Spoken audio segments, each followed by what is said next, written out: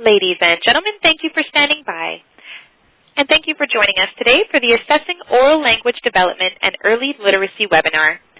Your presenter is Dr. Adam Scheller, a licensed psychologist and certified school psychologist employed by Pearson Clinical Assessment. He has a PhD in school psychology from the Duquesne University. He has focused clinically on neurodevelopmental disorders and acquired brain injury in a child population, specifically with the application of neuropsychological and functional assessment in the scope of school-based practice. At this time, I would now like to turn it over to Nancy Castilleja, a product manager for Pearson Assessment. Hi, I just need to take a few minutes to go over the requirements for the ASHA CEUs. We just needed to let you know that Dr. Scheller is employed as a training consultant with Pearson Clinical Assessment.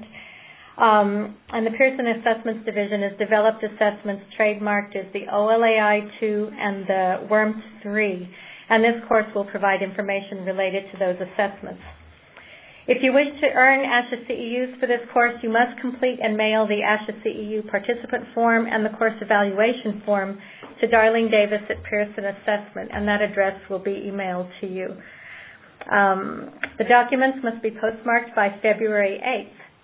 If you can't decide to earn ASHA CEUs for this course after this date, and if you are listening to a recorded version of this presentation, you will not be able to obtain ASHA CEUs. If you have any questions, send a message to us using the chat button before the event concludes. If you're in a setting where you have multiple participants in the room, you'll need to send a list of those participants to Darlene Davis so that each one can get credit for attending the course. Only those participants who follow the instructions for earning ASHA CEUs will have their course information submitted to the ASHA CE registry. Without further delay, I'll turn the presentation over to Dr. Scheller. Thanks, Nancy. Welcome, everybody. I'm really excited to be able to talk with you all today. I'm a little cold here up in the Northeast. I'm up near Pittsburgh. Hopefully my internet isn't frozen so that this can all get to you very quickly. But, yeah, it's cold up here, so hopefully everybody else is comfortable. I was talking to people down in San Antonio yesterday, and they were at 67 degrees, so I envy you all today. But, again, we're going to be talking a little bit about oral language development and early literacy today. We're going to be taking more of a developmental approach to this topic, so hopefully you'll all be able to get some good information. I have a lot here to talk about, so we only have an hour, and I'm going to try to push through this as quickly as I can. So without further ado, let's get started. This is our agenda for today. We're going to talk a little bit about the development of reading skills and factors that do predict literacy outcomes, and we're going to talk a little bit about an assessment process for pre-readers, really focusing on that pre-reader category. And then if we have time, we'll be able to talk about summary and go over a little bit of Q&A. I also do have a case study, but I don't know that we're going to get to that today because of our short time frame. So if I can push through as quickly as possible, let's see if we can get there. These are some of your learning objectives, and hopefully you all have the handout that was sent out by Roland Temez in the reminder email, I think yesterday. The attachment was on that email. And these are some of the learning objectives we're going to talk about today, just some developmental tasks associated with reading, talking about ways in which oral language impact reading acquisition. I'm not sure how many of you are SLPs versus other professions, but we are going to talk a little bit about language acquisition and oral language in specific. So some of this may be quite familiar to most of you. Then we're also going to be talking a little bit about instruments. As Nancy mentioned, we're going to talk a little bit about the OLAI-2 and the WRMT-III. Really looking at how to use those two assessments in particular to assess early readers. So before we lose too much time, let's talk about the development of reading skills. And I really like this little descriptive here that we talk about. Phonological skills, of course, are developed first. So we're just developing language by ear prior to developing language by mouth. So we develop the receptive phonological skills prior to development of the expressive phonological skills. And then following that, we look at the orthographic skills with the language by eye and then language by hand developing after that. So when we think about the development of written language, we think about the development of oral language first. We talk about receptive and expressive developing first in oral language prior to the development of the written language aspects. And when we look at how the progression of the development of reading skills, we do start to think about kids being able to decode single pronounceable words accurately and fluently first. Then they move on to decoding real words accurately and fluently before moving on to decoding words and sentences and integrating words within a sentence comprehension. Before you could really read paragraphs and multiple sentences for comprehension. So when you think about the development of reading skills, I know this is a little basic. This is not something that, this isn't groundbreaking and revolutionary. When we think about the development of reading skills, just think about these four characteristics or these four categories as happening in succession.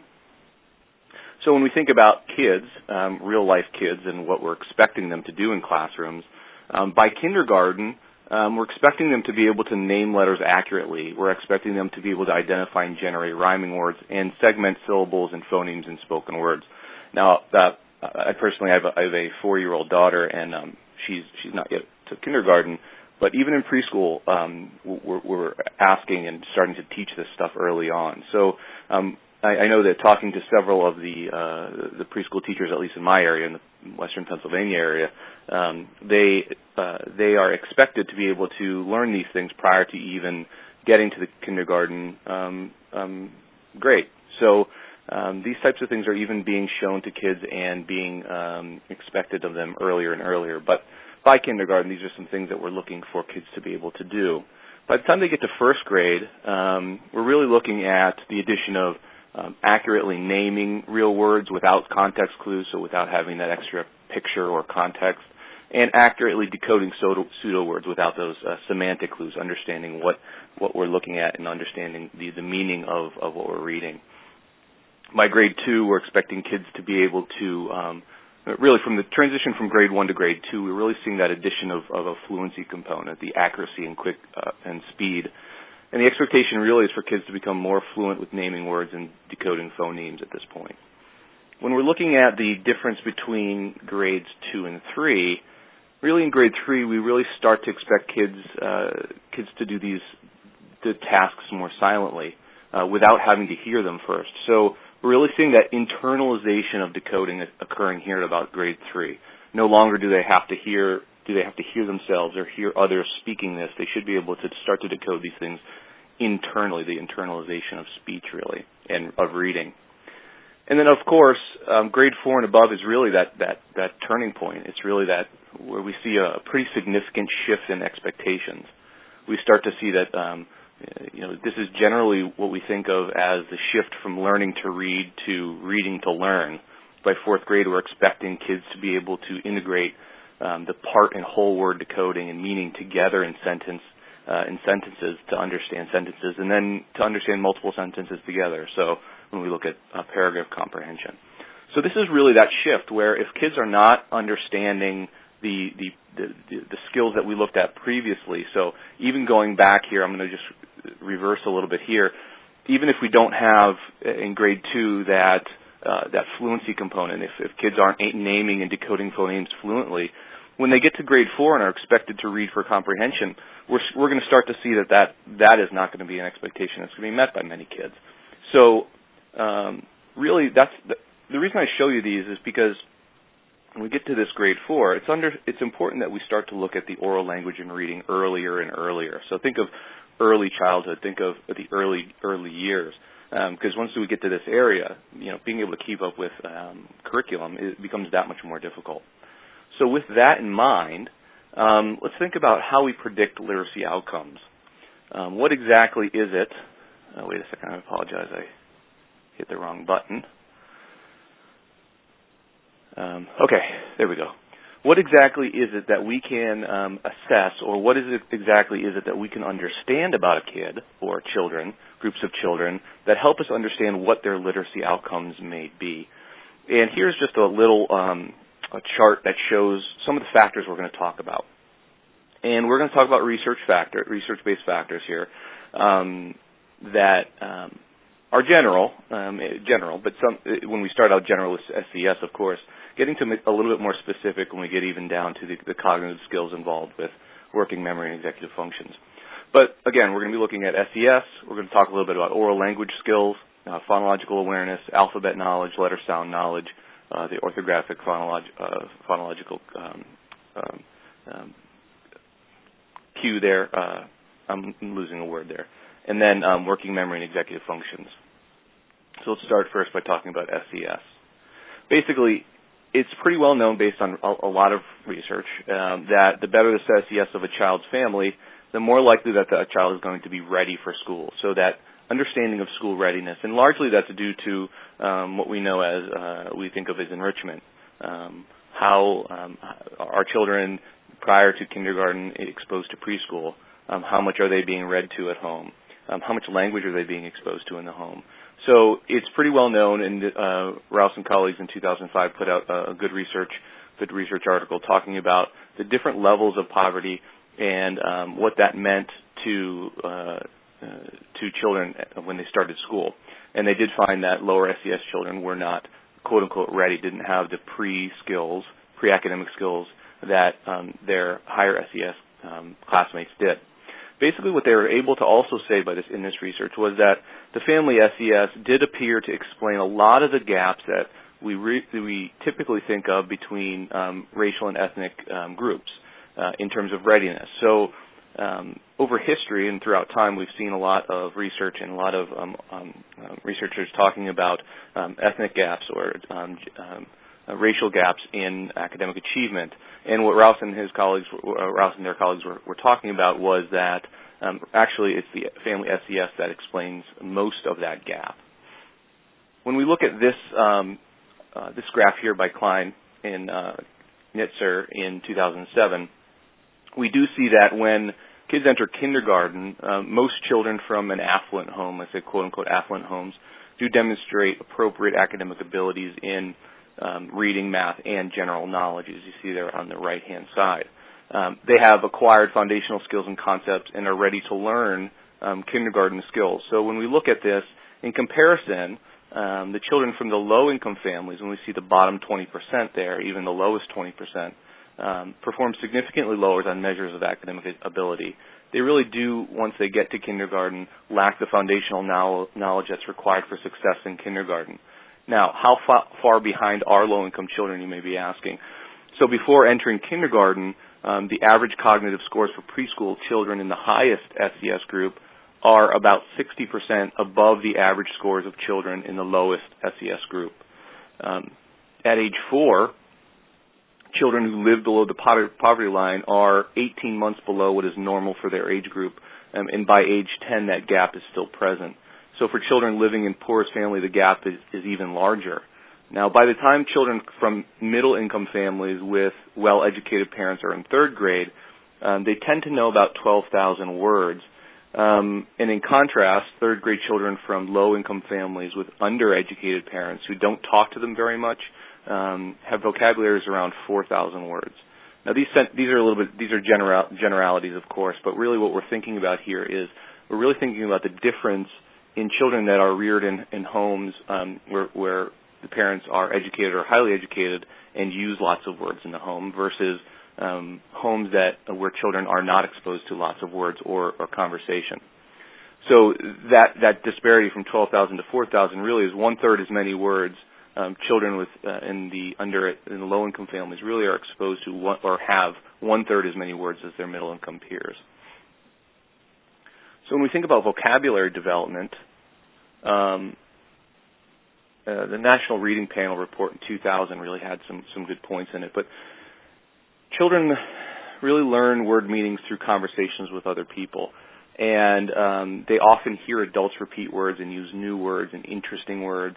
I know one of the interesting things that I had personally happen with my daughter was when she started to use the word awesome. I really don't know how that started to happen, but then she started to use the word awesome at like 3 years old, and I thought that was kind of interesting coming from a 3-year-old.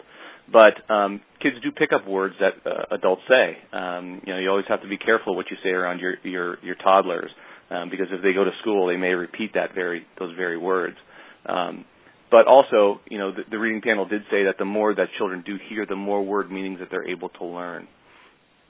In terms of the early language development, This is also going back to some of the discussion about SES and literacy. Hart and Risley's work, Hart and Risley's research.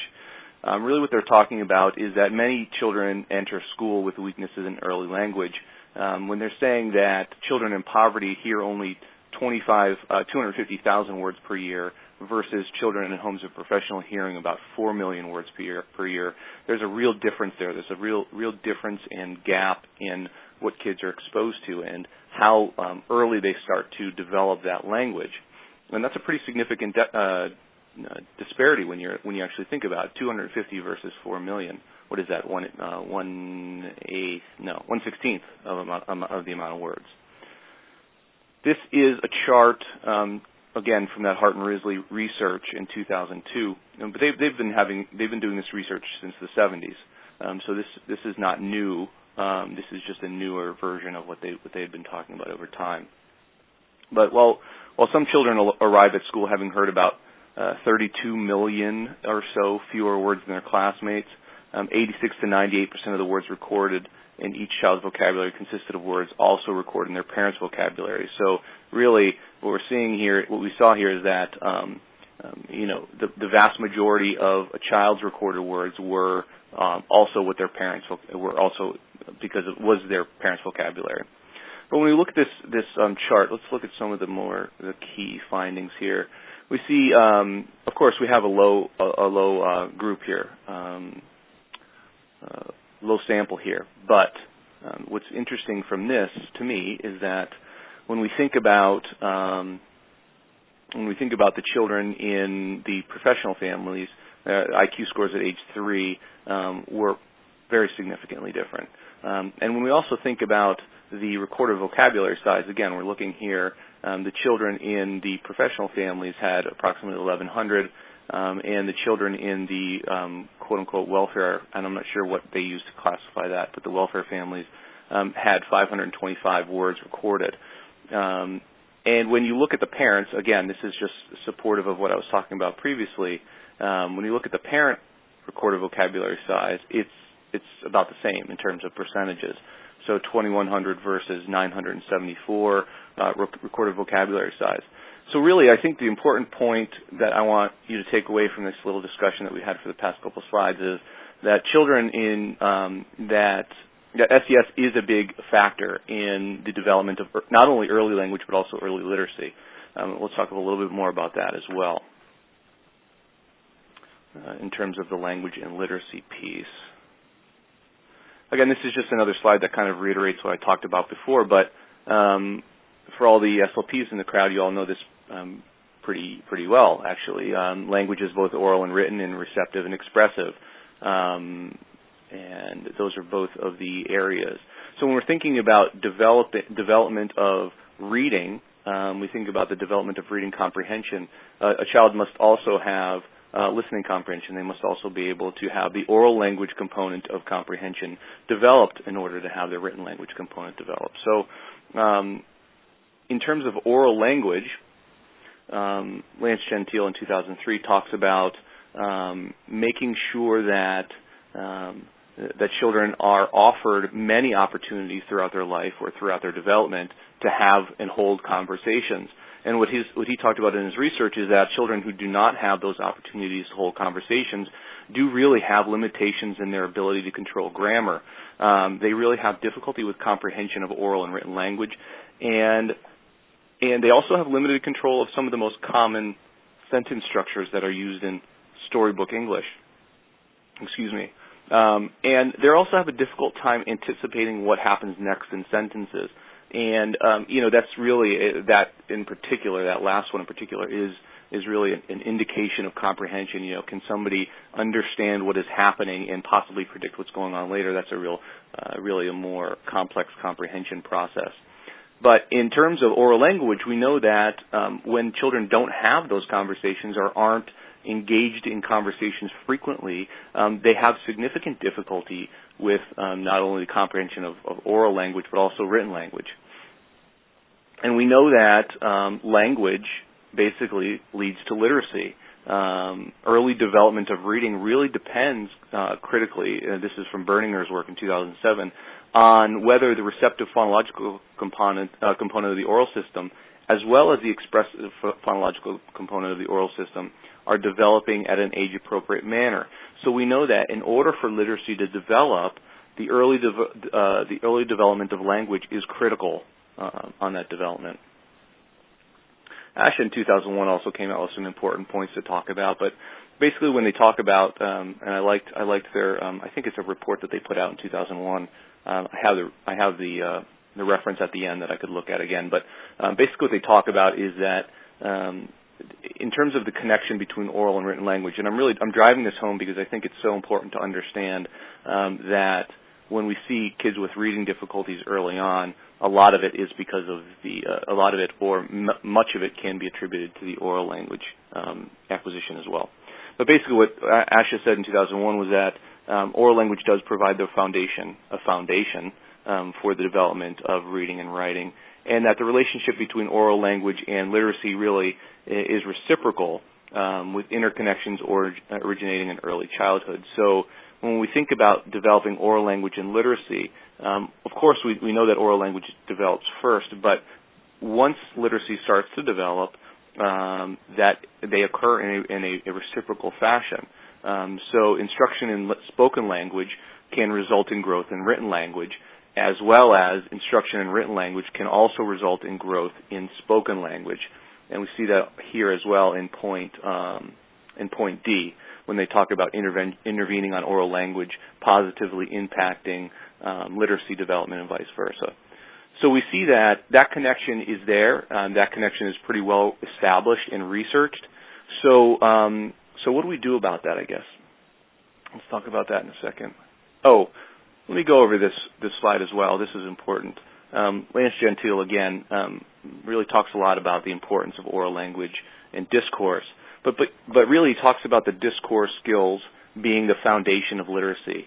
So, he breaks down discourse into appropriately participating in a conversation, telling a story or describing an event, which he talks about as narrative discourse, and then reading and writing informative text and expository text. Really, that discourse allows students to share knowledge with each other as well as with adults, so being able to engage in that conversational discourse. Also can provide exposure and modeling needed to shift from informal register to literacy to a literary or academic one.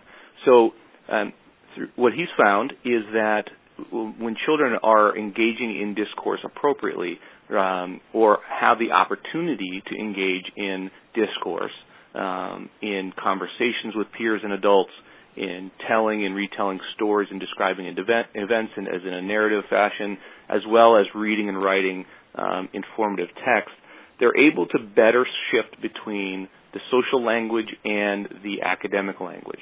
And that's a really difficult piece that we find a lot of kids having, we find a lot of kids in schools have. So let's talk a little bit about the summary of the risk factors, okay? Again, I did want to mention, I know that some people have used the chat feature on the bottom left of your screen, but as I'm going along, if anybody has any questions, please feel free to type questions in that chat box, and if I don't see it, I may get to it by the end, okay? So please feel free to put those chat questions in there. But in terms of summarizing the risk factors for literacy development or difficulties with literacy development, we know that the nature, if a child has a language impairment, the nature of their language impairment is important. Children who experience widespread or diffuse language problems are at greater risk for literacy problems than children with isolated language problems.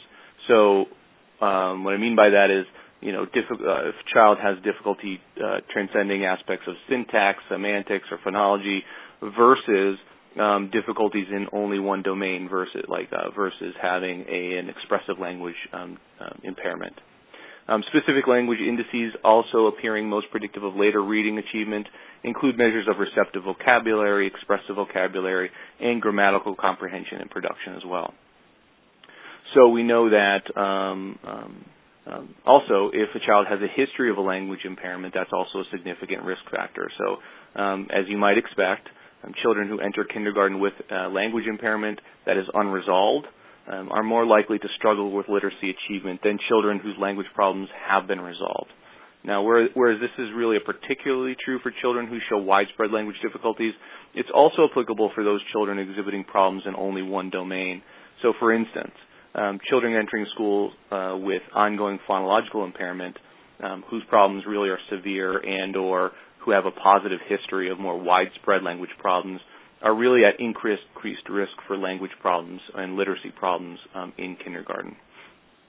Also, some of the risk factors that impact the development of literacy are child factors, child-specific factors, such as their ability to attend, their behavior, including their learning behavior, which I'll get into in a minute, as well as their cognitive functions.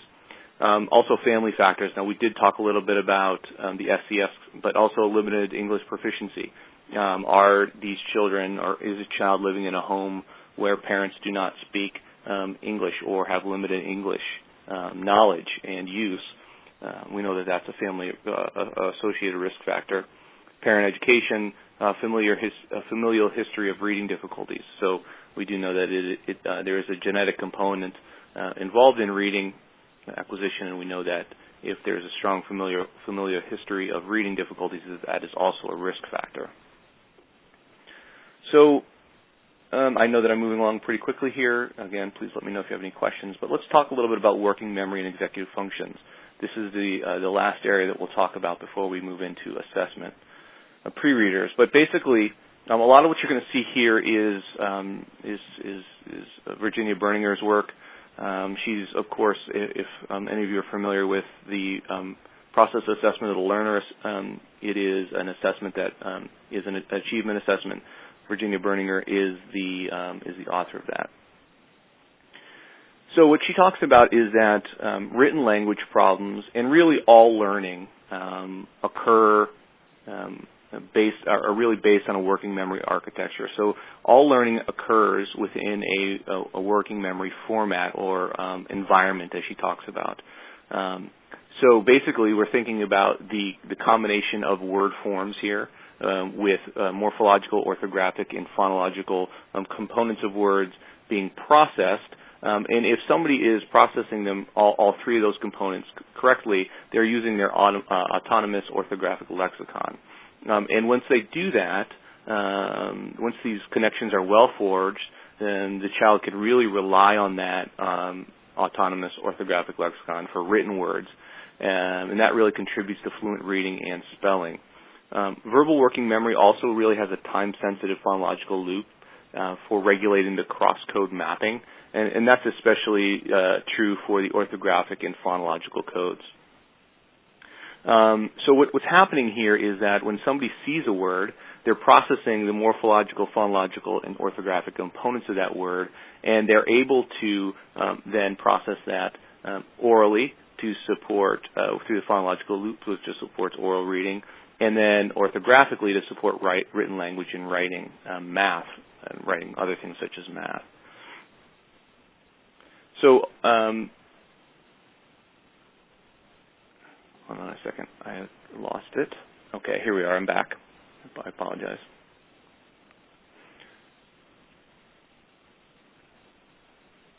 So when we think about phonological loop, the phonological storage in working memory, we are processing what we hear or what we see basically in our working memory, in our verbal working memory. So when we're processing the letters, such as in rapid succession, so when we look at that in that top left-hand corner, when we look at N-O-T-U-W, we need to be able to process that quickly when we're looking at phonemes, A, W, O, and the of you. You have to be able to process that very quickly in your working memory with respect to your auditory and verbal knowledge and what those sounds mean. So really what Virginia Berninger is talking about is that without working memory, when we have impacted working memory, the acquisition or the cross-code mapping between components of language and between the auditory aspects of language can be impacted. So it's an important aspect to think about when we're assessing. In terms of executive functioning, we know that inhibition is an important component. In terms of inhibition and working memory, there are two components of that, which is the ability to focus attention and the ability to inhibit or suppress attention. So inhibition really works in two separate ways. It allows us to really, the lack of inhibition or disinhibition allows us to focus, and then inhibition allows us to not focus on irrelevant stimuli. So when we're looking at something like naming ink colors, for example, quickly, you see those three words there. They're all ink. They're all colors printed in different color inks. So if I was to suppress what the word is, what I'm reading, I need to be able to disinhibit looking at just the color. So I would be reading something like green, red, blue, instead of actually reading the words red, blue, green. So as you see, when you're talking about working memory and the ability to read, you need to be able to inhibit what may not look like a specific phoneme, or what may not look like, you may need to inhibit what you shouldn't be reading and disinhibit what you should be reading. Okay, I have a question here talking about explaining working memory. Working memory is basically, and this can be a very complex discussion, but I'll try to make it as quick as possible. But when we're talking about working memory is the ability to take in parts of information, pieces of information in a short-term location, in a short-term memory register. And then basically it's the ability for you to cognitively or consciously work on that information or manipulate that information, and then give an output based on whatever the guidelines are. So, for example, if I'm giving you words, or if I'm giving you numbers, and I say, remember the numbers 5, 6, 7, 8, and then give them back to me in reverse order, and when you hear the number 5, 6, 7, 8, you're able to hold that piece of information in your short-term memory. And then the working memory component of that, or aspect of that, really allows you to reverse the order and say 8, 7, 6, 5. So if you're having difficulty in inhibition, for example, or the executive component of working memory, you may not be able to do that. You may be saying something like, you may not realize that you have to say it in reverse, and you may say something like 5, 6, 7, 8 again, or just repeat it back to you. So I know that that's a really basic explanation of working memory, but hopefully that helps out your question, Alba. All right, so I know a lot of that was a quick review of stuff that folks are I'm pretty familiar with, but it's really important to think about that when we're thinking about how we assess or why we assess pre-readers. The assessment of pre-readers really needs to happen in two areas, basically oral language and early reading indicators. And we just talked about all of them. So oral language, and we know why that's important, but then also early reading indicators such as letter identification that we talked about, phonological awareness, and things like that. So let's talk about what an assessment process should look like or could look like for a pre-reader. For oral language first, let's talk a little bit about the OLAI-2. Oh, I think I'm missing a slide. Yeah, okay. I changed slides around, and that's okay. I'll just talk about it as I have them listed here. But basically what we're looking at for the OLAI-2, actually let's go here first, and then I'll go backward. But basically, what we're looking at, the OLAI-2 is a good measure of key areas of oral language development. And really what it looks at is the ability to segment words into sounds. We're thinking about how a child's awareness of common print concepts, their control of common oral language structures and transformations, again, that discourse component, the ability to retell a story, which is pre-K through grade 3, the ability to engage in a conversation, It also incorporates the ability to read, evaluate, and compose expository text from grades 4 to 6, as well as how a student's behavior contributes to or interferes with his or her learning. And that learning behavior is important too. We'll talk a little bit about that as we go along. Linda, the OLAI-2 stands for Oral Language Acquisition Inventory.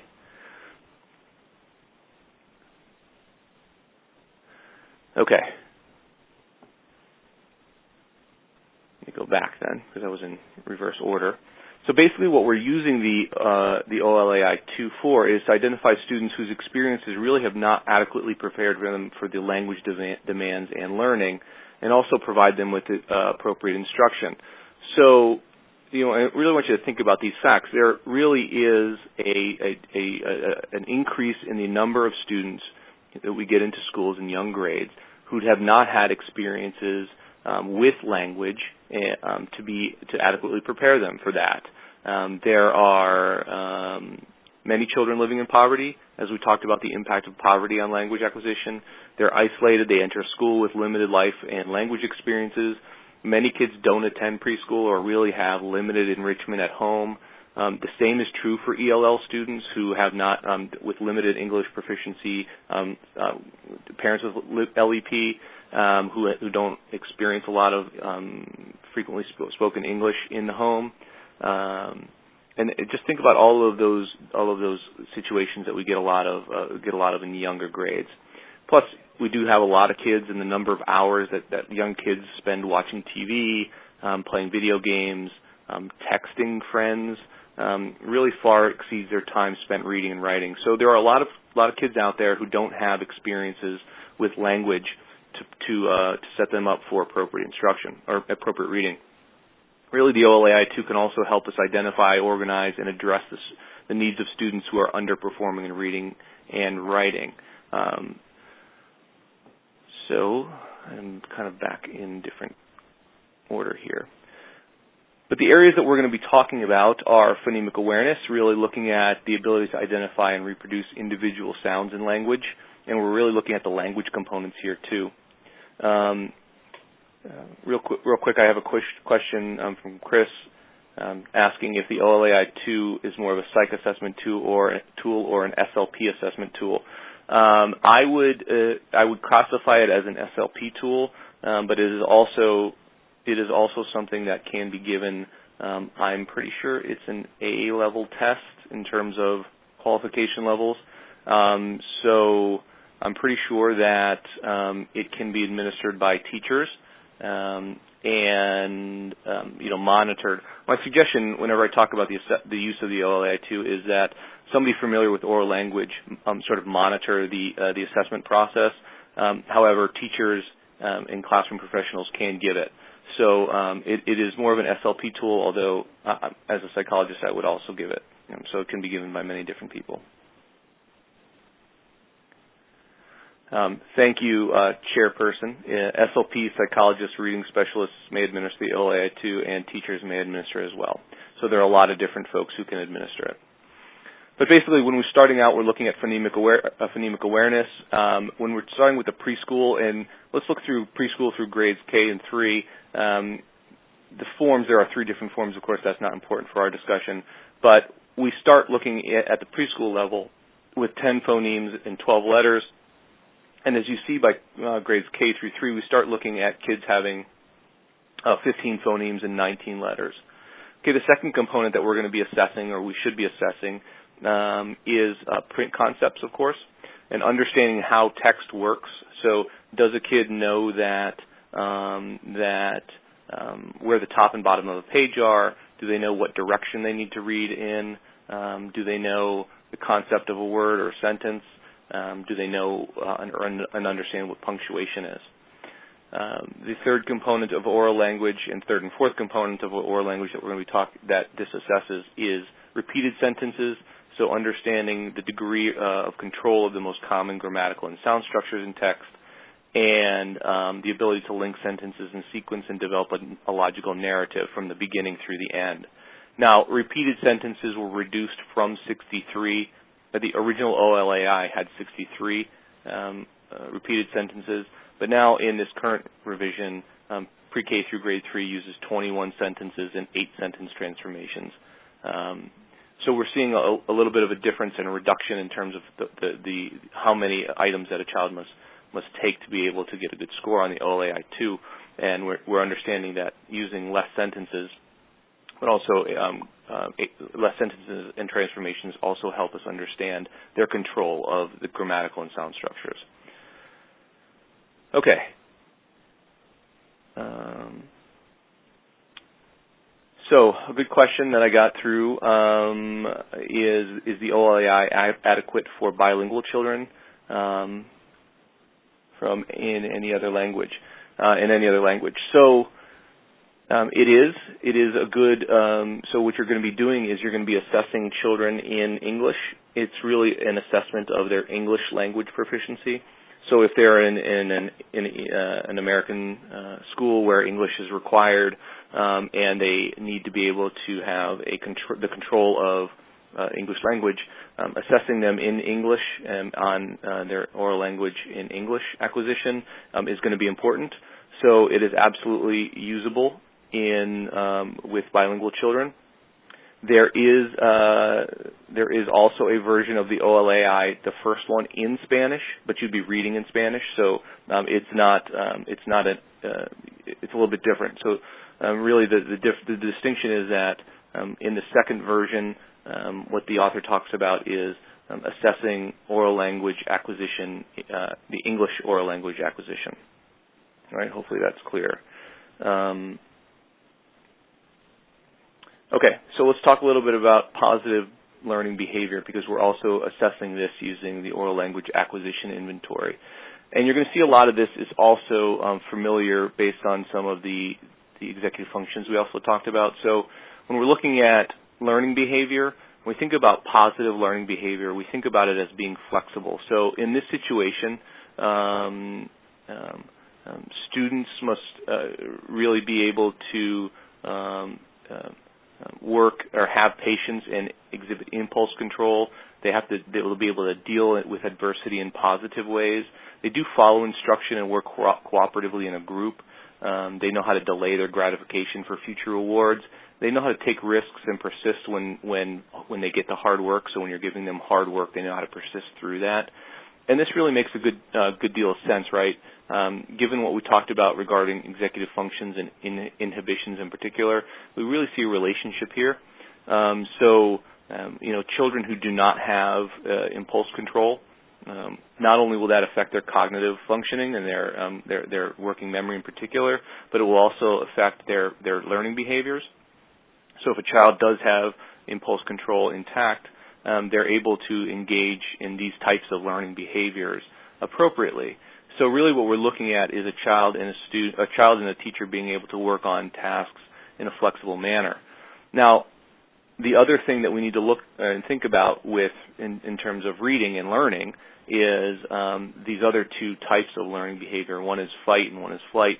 And really what we're looking at is negative emotional reactions to learning really affect the acquisition of learning. So the fight response, as Lance Gentile talks about, is when a teacher and a student cannot work together and they confront each other to avoid the work or task. And in terms of flight, the student would flee from a task or interaction with the teacher. So flight really is more about avoidance or apprehension. Fight is more about anger and aggression. So acting out would be fight. Flight would be procrastinating and not doing their work, stuff like that. So really we're assessing these types of learning behaviors as well, because we want to be able to understand whether or not, whether or not a child is, what their command of the oral language is, and also what their learning structure is like and how they learn. Okay, so let's move on to talking about reading readiness and understanding and assessing reading readiness. To understand reading readiness, now this is the second component, right? So we talked about the assessment of pre-readers. The first component was oral language. The second component is reading readiness categories. And I did choose the WRMT-III for this. And the reason is because they have the three components there necessary to really think about the pre-reading skills in combination with oral language. So this is the factor structure for the Woodcock Reading Mastery Test, 3rd edition. And under the readiness category, we see that we're assessing letter identification, phonological awareness, and rapid automatic naming. Let's look a little bit more in depth at these and what this means. In terms of the readiness cluster, we're really focusing here on the pre-reading skills and what research is finding is that these pre-reading skills, rapid automatic naming, phonological awareness, and letter identification, are very highly predictive of later decoding success and overall reading success. Really, this reading readiness cluster is used to determine whether an examinee or a kid has adequate development in some skills that really are predictive of success in learning to read. Although average readiness scores, if a child is has average readiness, they don't really guarantee success for reading. Whenever we see really poor performance on these subtests or these areas, they really may indicate reasons in examinees having difficulty reading. So having these abilities are necessary, but they're not sufficient for reading. But if in the case where a child does have difficulty with any of these areas, we know that is and does lead to reading deficits. When we think about reading or letter identification, when we think about this,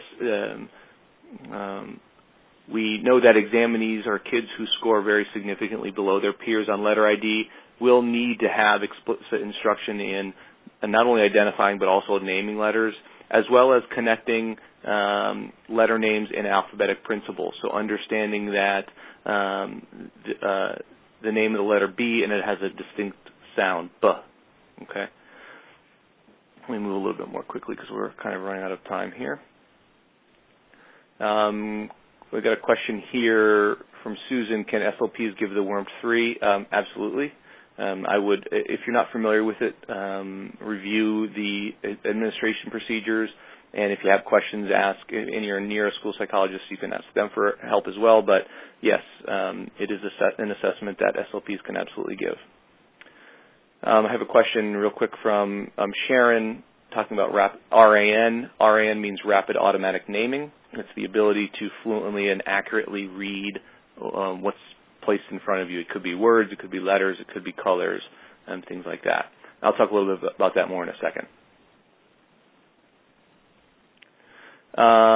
In terms of the phonological awareness test, really there are, when we think about phonological awareness, children can learn to distinguish larger phonological units before they can distinguish smaller ones. And many studies have indicated that phonological awareness is highly predictive of later decoding ability. So when we think about it, we want to be able to understand whether or not a child has the ability to distinguish both larger and smaller phonological units. And the way that we interpret it is that really when we think about phonological awareness on the WRMT-III, there are 5 sections. And they begin with tasks that children will find easier, and that includes first and last sound matching, being able to match not only the first part of a word but also the last part of the word, moving on to rhyme production, and then we get to more difficult tasks such as blending and deletion. So again, we're looking at starting very easy and then moving more difficult, again, more higher level of difficulty with phonological awareness. And then when we think about phonological awareness, that also helps us to understand where we begin in the instructional sequence. So once we understand where and what phonological skills a child can exhibit, we know then where to start in the instructional sequence because it really occurs more developmentally. In terms of phonological awareness and rapid automatic naming, there are typically, we think about 3 subtypes of reading and 3 subtypes of dyslexia. We think about subtype 1 being deficits in phonological awareness. We think about subtype 2 being a deficit in naming speed. And we think about subtype 3 as being a deficit in not only phonological awareness but also naming speed, so the ability to name words quickly and accurately. And that subtype 3 really we think about being the most serious and We think about that as also being what they call the double deficit type. That is listed here. When we think about double deficit interventions, so children who have deficits in both naming speed and in phonological awareness, we know that we should not only emphasize phonological awareness and decoding, but we should also have explicit training in automaticity. So training not only how to decode and understand the phonemes, larger and smaller phonemes, but also training for automaticity will help in that case. So when we think about the double deficit interventions, we're going back, that's specifically related to a child's ability to not only decode, but also to read quickly. Okay, and we can see that double deficit, or that subtype 1, when we talked about oral reading, being affected or being related to oral language. Right? So if a child is having difficulty with oral language acquisition or oral language development, they may start to exhibit deficits in phonological awareness. When we think about the naming speed, we think about that being a fluency, more fluency-related. Rapid automatic naming is secondary to executive functioning and inhibition. So if a child has limited oral language exposure, or oral language, limited vocabulary, for example, and then they also have an impulsive learning style or impulsive cognitive style, then they would most likely start to exhibit subtype 3, which is pretty significant. Okay, so that's really how those two are related.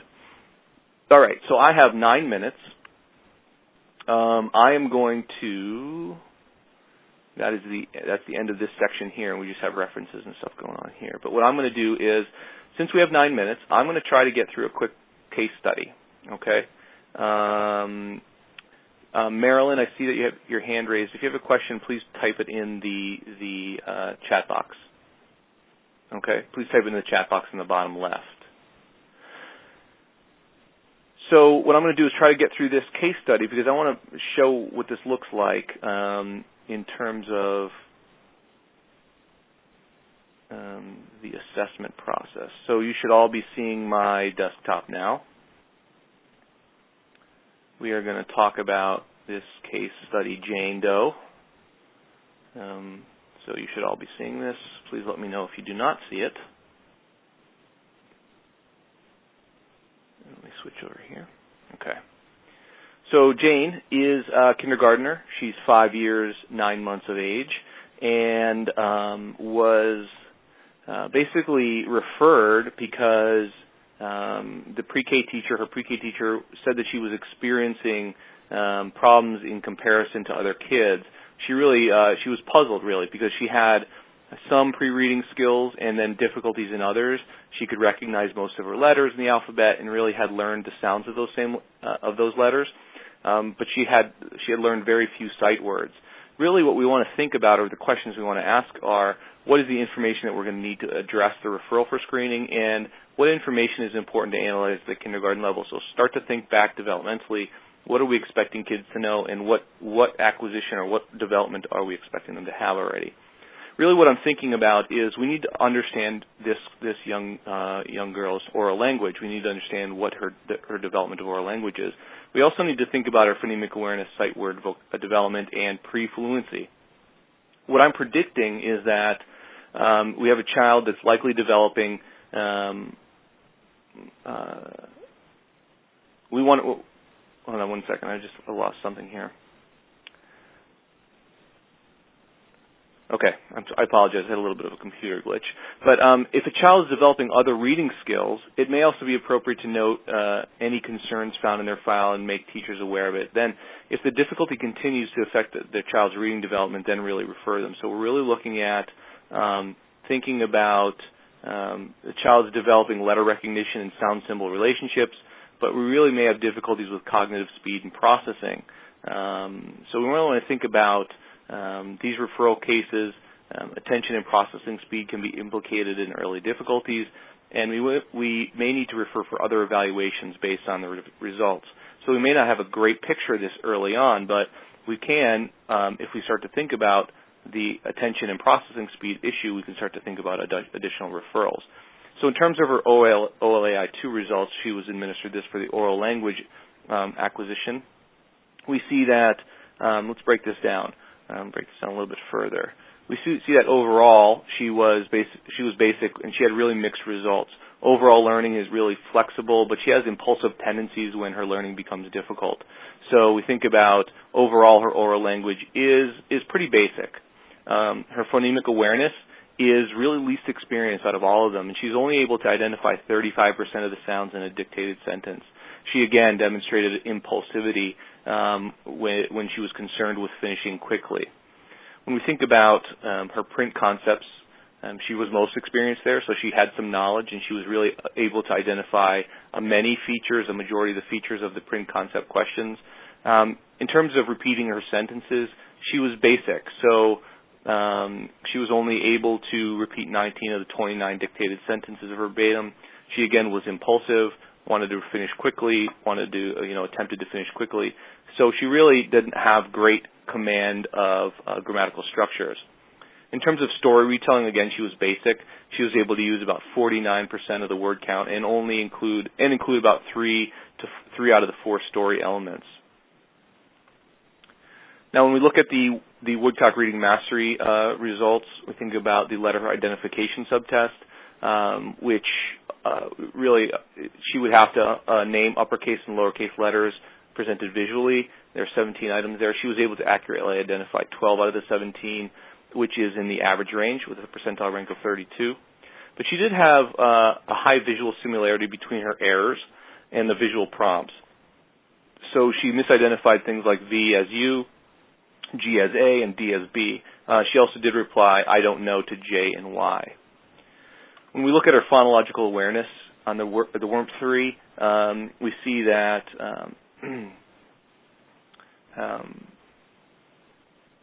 we have 5 sections, again, 33 items. Let's see here. I don't know why I don't have that on here. Okay, again, I'm moving pretty quickly here. I have to move pretty quickly. So on the first sound matching, she was able to get 3 out of 6. Last sound matching, she only was able to get 1 out of 6. Rhyme production, 1 out of 4. In terms of blending, she was able to get 5 out of 9, which was a little bit unusual, correct? I mean, when we think about this in terms of blending, is a more difficult skill. And then for deletion, she wasn't able to get any of those correct either. And when we think about rapid automatic naming, and I have 2 minutes, so I'm moving through these slides pretty quickly. But in terms of rapid automatic naming, we're asking the child to basically name familiar objects and colors and numbers and letters as quickly as possible. So this is measuring speed and accuracy, at which an examinee is really able to name a set of familiar stimuli. Okay. In terms of her performance, Jane's performance on rapid automatic naming, she was able to get she was able to complete number naming in 93 seconds, in letter naming in 97 seconds. But she had a good deal of errors there. So she had 2 errors, in number naming, as well as 3 errors in letter naming. When we look at the scores for her WRMT-III, we find that again we see that she had difficulty with phonological awareness on this test as well, so it's pretty consistent with the OLAI-2. But we do find that difficulty with rapid automatic naming, which again deals more with attention and cognitive processing and processing speed. So with this information, I would start to think that I want to start to think about what does this mean, and how does this and what are we finding with her case. Apologize. I'm just having some difficulty going back and forth. I apologize for some of my choppiness here. But in terms of the strengths that we're finding, she did have some good strengths in print concepts and her ability to recall critical elements of words and of a story she heard. So she was able to use some context clues to be able to remember some good story elements. But again, she was impulsive in her learning style, and she was inconsistent with phonemic awareness. And we think that that's most often affected by her impulsivity. We see that in deletion, rhyming, and last sound. So in terms of developing an instructional plan for her, what would we do? So based on the information, what would we develop for the instructional plan? The information that we collected, I think, shows us that Jane hasn't mastered a lot of the basic phonological skills, such as the first and last sound matching and rhyme production, and her naming speed is exceedingly slow. And the question whether she needs an instructional plan is ultimately decided by the school team and the parent, and it's often dependent on whether she's continuing to make progress. However, in these situations, parents really decide to go forward with outside tutoring or home enrichment. And in this case, the instructional plan should include instruction in phonological skills. We do recommend that, as well as letter ID and word building and sight word vocabulary development. She should be taught phonological skills. And after she's mastered the auditory concept of rhyming and identifying beginning and ending consonant sounds, she really should be taught reading by analogy, by learning a common spelling pattern and how to add and change beginning consonants to make new words. She also needs to be taught sight words so that they're recognized immediately without letter-by-letter decoding, because that's really where she's being caught up. And the low rapid automatic naming scores really are predictive of reading difficulties and learning to read, and the importance of the ability to rapidly name numbers and letters really is related to the automaticity of word recognition, which is an essential concept of reading, of course. So for this reading, it's going to be important for Jane to be followed through kindergarten as she really learns those phonological skills to see how she responds to instruction. So I got through that case study very quickly, hopefully not too long over, only a minute. So if anybody has any questions, please feel free to put them in the chat box. I know that Nancy has to come back on and read another statement. So please hold on for that. Okay, can you all hear me? Yes. Okay, great.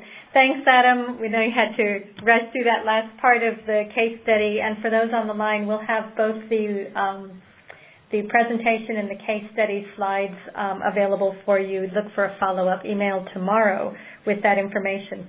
Remember, if you're listening to this live and want to earn ASHA CEUs, you need to turn in your ASHA CEU participant form and course evaluation form.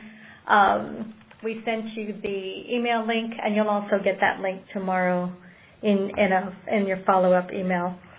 The documents must be postmarked by February 8th to receive credit.